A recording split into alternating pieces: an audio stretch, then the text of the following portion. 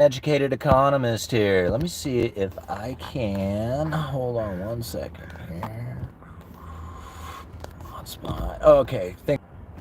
You good? All right. Thank you, everybody, for joining in on today's live stream where we will be talking about the ever-increasing amounts of separation between the rich and the poor and what is really driving this separation between the rich and the poor, because it's becoming quite obvious that most of the people out there are suffering.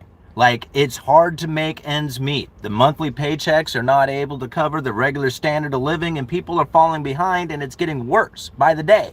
There's ever-increasing amounts of separation between the rich and the poor, and people want to blame politics or blame government or blame banking systems or just blame something out there, but never really want to take the internalized understanding of the underlying economic forces that are creating this situation.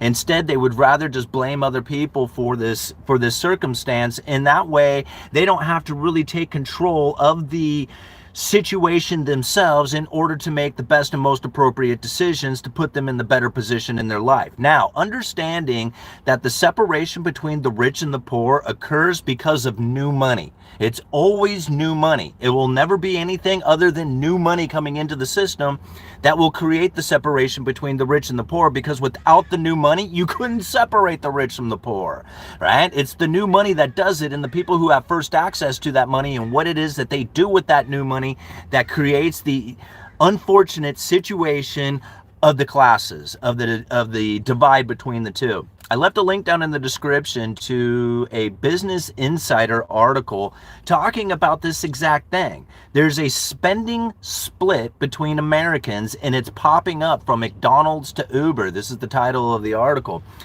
It says here, consumer brands reporting strong sales from the first half of the year in spite of economic warning signs. Well, where are these strong sales possibly coming from, considering that the majority of the people out there are complaining and saying that it's very difficult to try and get out there and make ends meet? How the heck could they spend money out there? Well, it turns out it isn't the average person. It isn't the majority of the people. It's a small select group of the most wealthy individuals out there. They're doing all the spending.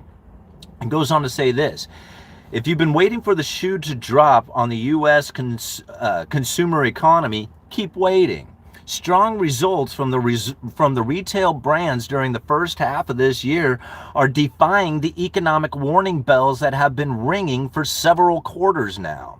Recent earnings calls have revealed a pattern that points to a continued split in American spending, and some CEOs are approaching the gap with caution. Two types of spending.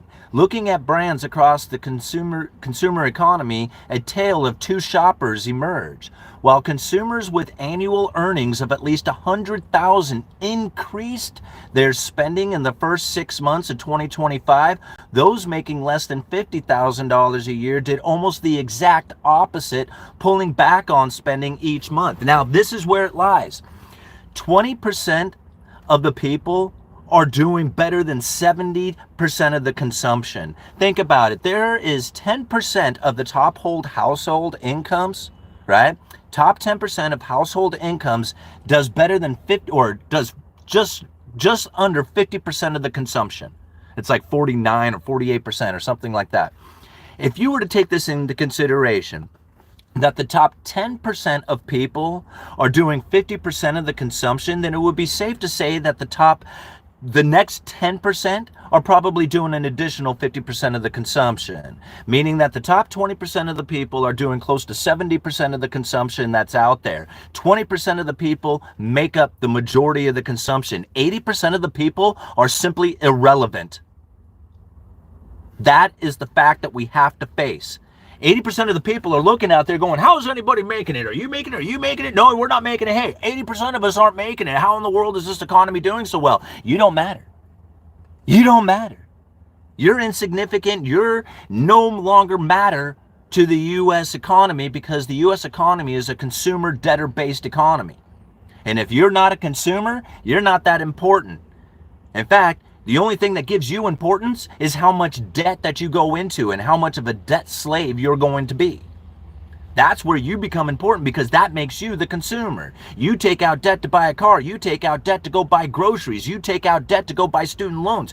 You go take debt to buy all the things that you want in your life, and then you suffer the consequences of being on the bottom side of the wedge, having to work ever increasing amounts of time in order to pay back those debts plus interest. That puts you on the bottom side of the wedge. The top 10% of household incomes are taking that income and they are going out there and increasing their spending. They are doing the majority of the spending. As people wonder why it is that the majority of the people can't do it, it's because they don't matter anymore. There was a time when they did. And that's why I think a lot of people are misunderstanding the current situation we now face. See, there was a time when we were a manufacturing powerhouse in this nation. We produced the world's greatest stuff. We sent that stuff out there to the world, and the world sent us their money, and we, the people, had a high standard of living because of it. We don't produce and save like we did back in the day.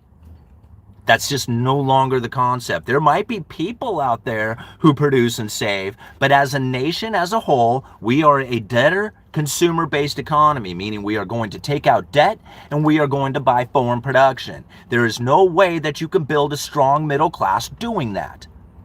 The people at the top will experience a dramatic rise in their standard of living as the separation continues to be driven, as the ever-increasing amount of debt issuance is pouring new money into the system, and it creates the ever-increasing amounts of inequality. People wonder, what is it that can be done? Nothing can be done by this government. Nothing can be done by the banking system. Nothing can be done by any external forces that are out there to alleviate this situation. You can understand what it is that's happening so you can position yourself accordingly. That's what needs to happen. This is, again, coming from the Cantillon essay. I have brought this essay up so many times because Cantillon recognized hundreds of years ago how it is that this separation occurs. Let me go to chapter 8, further reflections on the increase and decrease of money in the state. The abstract says this: the increase in the supply of money from the balance of trade eventually causes prices to rise. This in turn puts pressure on domestic producers and increases imports. The result is that the balance of trade is reduced and eventually is negative. This is Cantillon's price-specie flow mechanism, which demonstrates the reasons for the tendencies for equilibrium in international monetary flows. The balance of trade can result in economic power, but this also causes the economy to lapse into luxury and decline. This is the problem we face. When we increase our standard of living and we start increasing that consumption, and we have this great, beautiful life that we have built off of being a consumer, or I'm sorry, after being a producer and saver, we have this great consumption for the middle class people to have this high standard of living. Well, what ends up happening is we start to increase that consumption, the prices start to move up. You got more people consuming, supply-demand imbalances, then you have prices move up, and the foreign competition says, hey, I see you got some products over there that you're making for yourself. They're quite expensive. You know, we can make those same products, not as good, but we can make those same products, make them cheaper. And since people with new money don't want to spend that new money on higher prices, they buy the foreign production. And when that foreign production comes in, the domestic manufacturers can't compete and they move out of the nation. This is the reason why we find the major separation taking place between the rich and the poor. It's the higher standard of living. It was that increase in consumption. It was that new money that came in, increased the standard of living, increased the prices, brought the foreign competition in, and moved out the domestic manufacturers, separation between the rich and the poor. And it's been driven ever increasing amounts deeper with every single bit of debt issuance that has come not only from the government, but from the banking system, but from the people themselves, taking out that debt, putting themselves into debt slavery, while other people are taking out debt and buying cash flowing assets. You wonder why there is such an extreme separation between the rich and the poor? That's why. It doesn't have anything to do with government. It has to do with the fact that we have new money coming into the system and people beg for it. They beg the government to do something about it. They beg the banking system to do something about it. They beg everybody else to do something about their horrible existence. And every time they beg somebody else to do something, they drive the debt ever deeper, drive the wedge ever deeper, separate the rich from the poor ever more, and create more of the problem that they get to complain about. That's the unfortunate situation that we now face. This article recognizes it, but it's recognizing the symptoms. It's not recognizing the problem. The problem is the new money. New money pouring into the state will separate the rich from the poor every time. And there is nothing that we can do to stop the situation, because the moment that they stop pouring the new money in, everybody falls into poverty and misery. Yeah? And that's what we sit in today. There's no fixing it. It's better to understand it so that you can position yourself accordingly for it. That's how you fix it. Right? You can't, like, you're asking me to say, man, we should vote for somebody who can fix this problem, and I'm telling you there ain't no way, and I'm not going to sit around thinking or wishing and dreaming that there's somebody who's going to come in and change the way this is going down, because it's not going to happen. Simply will not happen. I'm not going to expend my time, energy, or thought going into anything like that. What I am going to do is figure out how it is that I position myself in accordance to the problems that we now face today, to not make it a problem, to make it a benefit to me, to actually get me to put myself in a position in which that the flow of abundance comes to me during this exact time. But I recognize the real problem we face. We are a consumer debtor nation, and the top 20% of the people are doing the majority of the consumption, makes 80% of the people completely irrelevant. Outside of your showing up for work every day so that you can cook the burger and serve it. I mean, that you're important for that, right? You're an important key element to making sure that the top 20% live out their luxurious existence. Congratulations, you're on the bottom 80%. What are you going to do? You're going to sit around, complain, and hope that there's a politician who's going to come in and fix it for you? Good luck with it. All right? I'm not going to sit around waiting for that. All right, moving on. People are spending while they have it because they fear it won't be there in a couple of years, or if it is, it will be out of reach.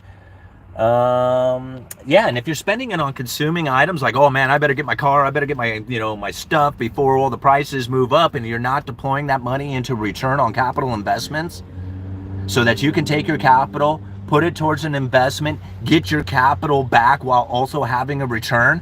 If you're not thinking down that process, but instead thinking, I need to consume as quickly as possible before the prices go up, you're falling right into their trap. You fell right into the trap. Boom. Instantaneous separation between the rich and the poor, buying your stuff now, hurrying up and consuming before you have a chance to lose it through the higher prices. All right? You fell right into the trap. That's exactly what the powers that be want you to believe and think and feel. It works. It's totally working. Forcing you to go out there and consume instead of forcing you to go out there and being a capitalist, being a property owner. Hurry up and consume and buy it before it goes up in price. Yeah? All right. Streaming on 4 devices. Thank you so much, man. That's awesome. 185 people watching with 35 likes. Go out there and hit that like button. We'll get more people to join in on this video. We probably have another 15, 20 minutes to go. My 401k down today, but my gold, silver, Bitcoin are up. I can't lose. That's right, Joshua. When you position yourself into many different areas, I got some gold, I got some stocks, I got some bonds, I got some cash, I got my business, I got my side job, I got my side hustle, I got all these different things going on here. One of them takes a hit. You're like, oh, that sucks. But I got all these other things going on. So, it kind of makes up for it. And you're not feeling punished and you don't feel bad about it. The people who rely 100% on one position, right? Got my 401k and nothing else. A little tiny savings in my 401k. It's like, ooh, you feel comfortable with that? Like I wouldn't. Like I wouldn't feel comfortable. Like you can have $1 million in a 401k saying, no, man, I'm really getting, I'd be like, man, I don't feel comfortable just having that. Right? I got to have other things, in order to be outside of the third-party claim. What if one day I can't get to it? That's it. My whole life is now tied up into one position? No way am I going to do that. Right? I mean, that's me personally. So if something happens to it, no big deal. I mean, it's a big deal, but no big deal. It doesn't take out my life, right? It just becomes a real nuisance, a real pain, like a real bummer, like a real bummer. Yeah, but it doesn't destroy my life, and that's the position that I have chosen to take. Hit the like button twice. Overcome the planned austerity by design and by designing your own plan to communicate with others. The solution is the solution to the problem. You, the reader, are the media now. And that's, I really, really, truly believe that we have the technology, the ability, and the reason to start doing things in our lives in a way that then makes governments, banking systems, the powers out there irrelevant in our life. We can conduct ourselves. We don't have to change the system. We don't have to force them to do something new. We don't have to do any of that stuff. We can take the current technologies today and just simply make them irrelevant out of our life and just start conducting ourselves in a way that does that. Okay? I know it's hard. I know it's for a lot of people. It would be nervous. It would be very obscure idea on going out there and attempting to do that. The more you do it, the more comfortable you get with it, the better you are at it, and the better you're going to have for a life. Because the more government involves themselves, the bigger the problem gets. Like, think about it. Government has gotten more involved as time goes on. And people talk about the way it used to be was better, right? Is because government wasn't involved. And so therefore it was better. As time goes on, government gets involved and people say, man, it's getting worse and worse by the day. No kidding, it's because government's involved. Right? And the more you ask government to do something, the more involved they get, the more separation happens, the more the problem exists. And people go like, why is this occurring? You guys need to do something. Boom, the problem gets even worse. They're like, man, this is bad. Do something. Boom, the problem gets worse. And it's like, what is it that they're going to do to fix it? Boom, the problem gets worse. You know? And it's all because government's involved with it. There's nothing they can do but take from you. That's it. You have to be industrious first, and as soon as you're industrious, other men come in and say, well, we have to govern you since you are so powerful and industrious. Right? But they didn't do anything. All they did was say, oh, well, we need to govern you. So we're smart men. We didn't do it, but we're smart men, and we need to govern you down because you're industrious, and we need to take it from you. That's what government does. Right? Now, that's the meaning I'm giving it. Somebody else might give it some different meaning. That's fine. They can go ahead and rely on government and be disappointed by it. Me, I just try to push them out of my life and not have them involved as much as I possibly can. Obviously, they're going to be involved, but I don't put them there on purpose. All right, let's go check out the super chat. Ordinary Bitcoin, $1.99. People can save over time via stacking Bitcoin. Absolutely. I mean, I've been stacking Bitcoin for a very long time. I dollar cost average into Bitcoin. I've done very well doing it. I have almost half a Bitcoin. I cannot tell you what my average going into it is, but it is by far the biggest position inside of my portfolio of investments that are out there, outside of maybe the equity in my house. Like, Bitcoin just smoked it all. It just blew it all away. And so to me, like, yeah, saving in Bitcoin, not a bad idea. It is incredibly volatile, so dollar cost averaging to me is the best way to get into Bitcoin.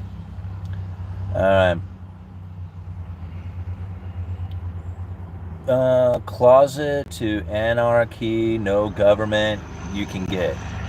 Closest. Okay, yeah, closest to anarchy, no government as you can get. Yeah, and that's, I mean, I'm like, obviously you're going to have some government, right? But now here's the thing. If you start compromising, where is it that you compromise? Because government's getting bigger and bigger and bigger, and it's just getting overwhelming and more intrusive as we go on. And people say, well, we need to compromise. So if I'm way over here, being the anarchist, saying, let's get government completely out of our life, 100%, and we have government all up in our life, and we're going to compromise, we would find something in the middle, right? Like, obviously, we can't have 100% no government, but we have massive government intrusion. So if we take these two together, somewhere in the middle, we should find some common ground, right?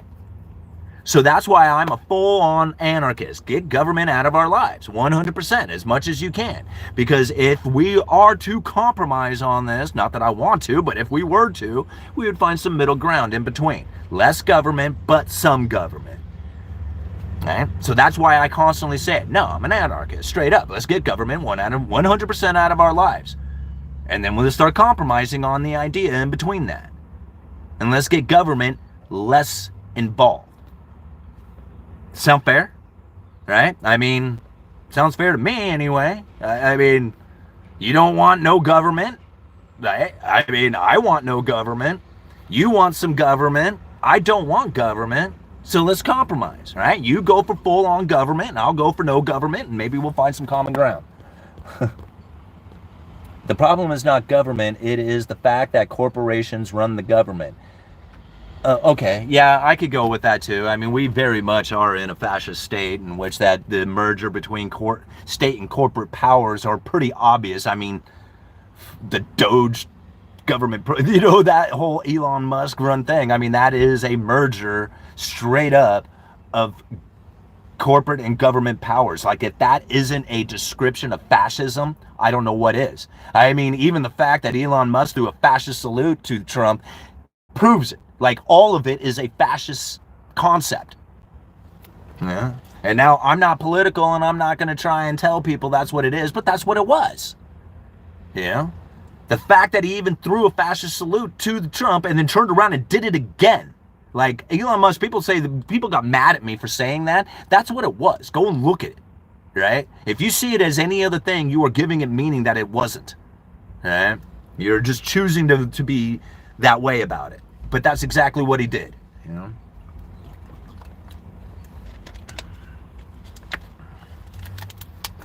Because that's what was happening. It was a merger between state and corporate powers. Right? Was it a full-on, like, merger like you would have seen back in the days, you know? And no, right? But for all intent and purposes, that's what it was. People wonder, it was just like a free and democratic and free republic state and all this other stuff. And I'm like, no, I don't know where that is. I don't know where you live, right? I personally hold my own authority over everything that's out there so long as I have a constitution and understand the constitution. But anything outside of that, there's no more United States free government, society, all that other stuff. That doesn't exist. Only you hold that power. Your individual self. At the time that they are being infringed, you have the power to hold your constitutional rights. Nobody else is going to be there to safeguard them for you. Only you. And that's the problem. We had a government that used to try and safeguard our constitutional rights. That doesn't exist. I mean, just the fact that we have a government behaving in the way that they do for the last, 20, 30 years is proof of it. It's just gone. You as an individual can retain your rights. You have a constitutional republic if you can keep it. But you have to do it as an individual. Otherwise, you'll fall right into line with all the maritime laws and everything else that's out there, and you will lose your freedoms simply by handing them away. Here's my driver's license. Here's my name. Here's everything.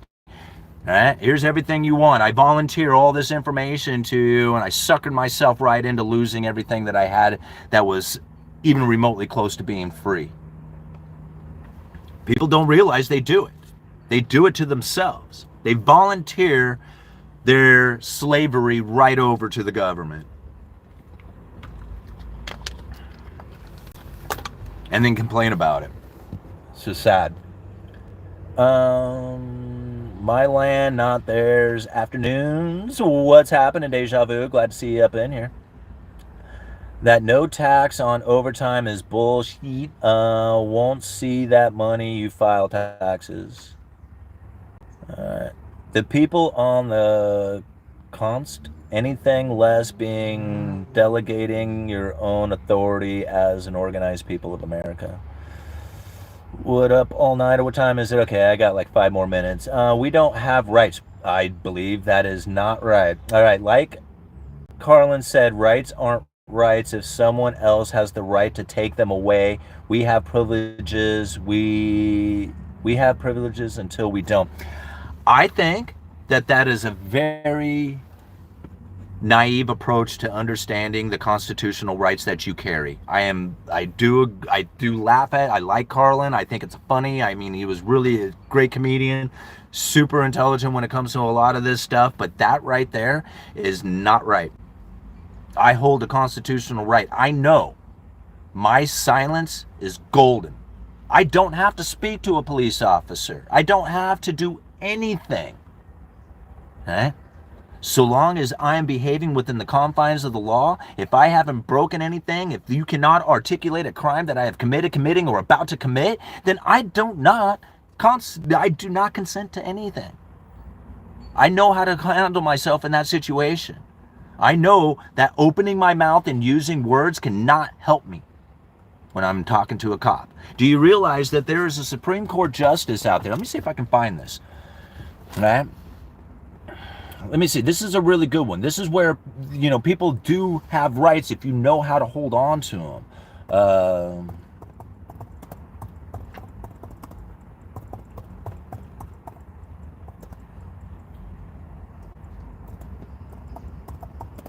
Let me see if I can bring this up.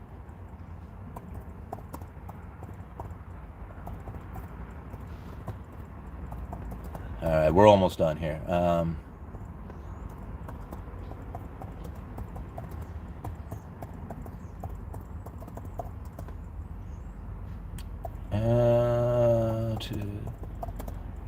All right, let me bring this up here. Let me see if I can find it.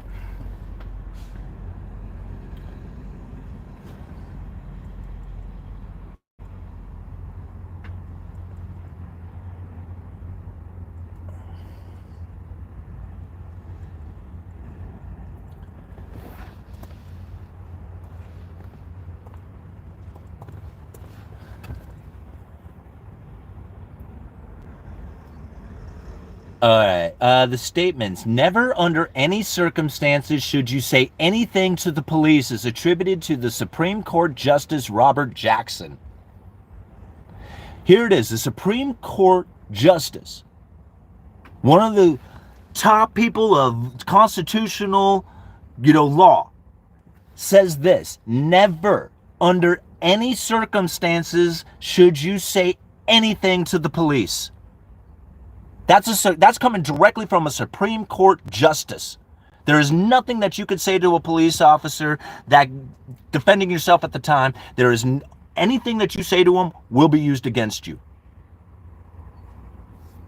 It's better to say, I want a lawyer. That's it. Never say anything to the police. If they are questioning where you've been, what you're doing, where you're at, say nothing at all.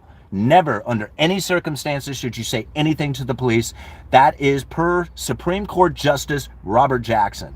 He made this statement in reference to a suspect's interaction with law enforcement, emphasizing that a lawyer would advise a suspect not to speak to the police under any circumstances. All right. This advice highlights the potential risk of speaking to the police without legal counsel, even if one believes they are innocent. Never, ever, under any circumstances should you say anything to the police. Silence is golden. There is nothing that can happen that they can benefit you. They can only use everything that you say against you. You can always come back and say something later, but never can you take it back. Once it is stated, it is out there, it is gone. All right? And this is really where I think a lot of people don't realize that they retain the right. You are the highest authority in everything, right? The moment that you go and start asking for permission, you are giving it up. You're giving your authority away. All right. Silence is the only thing you can use as a shield during those moments. That's right. Only time you talk to them is when your house is broken into. Notice the language of what the police say. Anything you say can be used against you, which means nothing you say can be used to benefit your case. Yeah. No, you can't search my car. Fourth, you can ask me questions in a presence of an attorney, and I'm invoking my fifth not to legal advice, but now I have to do it. Yeah. And see, now, like, cement it into your tongue, right? The Fourth Amendment, like this, I close my computer, close the books, right? The rights of the people to be secure in the person's houses, papers, and effects from unreasonable searches and seizures shall not be violated, and no warrant shall issue but upon probable cause supported by oath or affirmation, particularly describing the places to be searched and the persons and things to be seized. Show me the warrant. And like All Nighter says, show me the signed warrant, because they can go get a warrant, say, I got a warrant right here, we're going to come in and search, but if it ain't signed by a judge, they can't, it's not a legal warrant. It's just a warrant that is not signed. It is not valid, right? And nope, you don't have to fall for that. Show me the signed warrant. Otherwise, even better yet, if you guys have the legal authority to come in here because you got a warrant, I'm going to be over here. I'm going to put my hands on my head. You guys kick the door in, because that's what you're going to legally have to do, right? Don't hurt me. I'm not going to resist, but I'm going to just stand right over here. And if you guys have the right, then you're not going to ask me for permission to open the door. If you're asking me for permission, I'm going to say no. Go away. I'm doing the dishes. Look up the tactic acquisitions. I see how great silenced is ask questions. Oh, yeah. Always ask questions. Form everything in a question. That way it's never a statement. All right. I don't answer the door. Cop said, I don't need your permission, dude. Searched my car, found nothing. Yeah, did he have... Well, I mean, was he able to articulate a reasonable expectation of a crime that was taking place out there? I mean, if there wasn't any kind of reasonable suspicion of a crime that was taking place, then he didn't have the legal authority to search, right? Now, again, you can't stop people from doing what it is that they are going to do. You can't stop a human from just behaving like a person's going to end up... they're a human being, right? Just because they're a police officer doesn't mean they're not a human being. And they can go and force their way into it. Now, here's something that's very interesting about it. If they cannot articulate a reason for the search, then anything they find is coming from the tainted tree, like the poisoned fruit from the tree. They can't use that evidence. Now, if you understand how to conduct yourself during that time and they do find it and all that other stuff, most likely you can have it thrown out. But the thing is that you have to conduct yourself appropriately the entire time. Okay? Which means, no, you can't search my vehicle. No, you don't have any you can't articulate any kind of reasonable suspicion of a crime taking place. All these things have to happen, and they will be reviewed. And if you got a good lawyer, he's going to make them prove that. And if they can't prove it, then anything that they find would be tainted evidence. They can't use it, right? Now, granted, there's probably plenty of circumstances where people didn't conduct themselves appropriately or correctly, and they end up getting busted. Well, you're committing a crime. And you got busted. Even though you're trying to follow the rules of the Constitution and stuff, right? I mean, think about it. If you weren't doing a crime, then you wouldn't get in trouble. Much like this guy. Sue him. Sue him for illegal detainment and, prevention from you traveling. If he didn't have any couldn't articulate any reason why he was searching you, then you should be able to sue him for it. For infringement on your rights. Oh yeah, I smell dope. Yeah, well that's not again, dope can be coming from anywhere, right? That is not a reasonable suspicion of a crime. That could be coming from anywhere. Huh?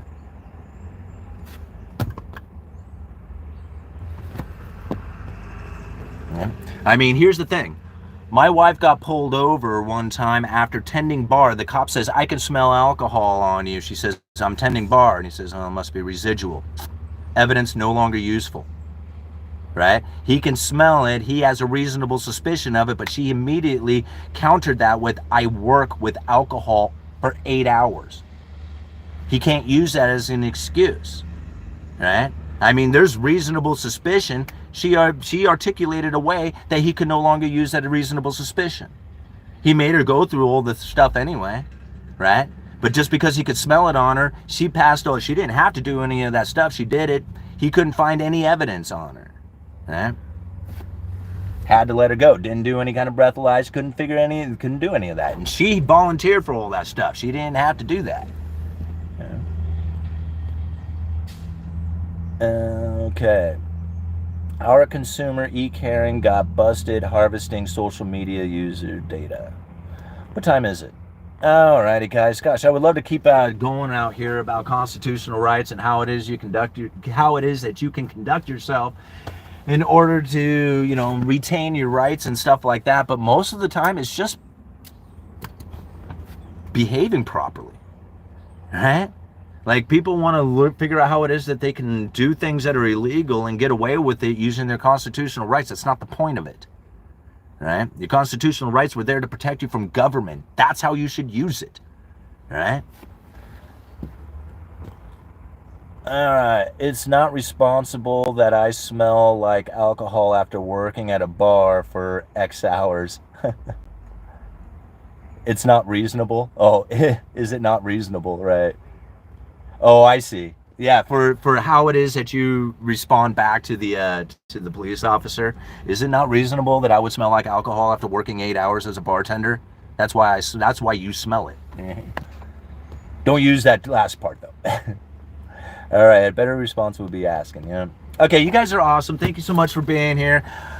I like the beginning of the video with the article talking about how it is that the separation between the rich and the poor is growing ever increasingly more, and really there is no better way of seeing that or observing it through the consumer, right? The consumer itself is now falling away. People are wondering, how is it that 80% of the people out here are struggling, but yet we have this resilient economy? It's because the top 20% of the people are doing the majority of the consumption. 20% of the people are the ones who are relevant. 80% of the people are no longer relevant, right? I mean, they are relevant in the sense that you do need to cook the burger, you do need to serve the beer, you do need to twist the wrench, you do need to do all those parts in order to make the economy work. But when it comes to the consumer, that's the top 20%. Everybody else is struggling to survive. They're just trying to make ends meet. They're not increasing their consumption. They're trying to cut back on their consumption to figure out how it is that they can hold on to a little bit more. And this is separating them even more, right? They're no longer part of the consumer nation. The top 20% are the relevant, are the most important part of it now, at least to the powers that be. Everybody else, not so much. Uneducated economist. You guys let me know.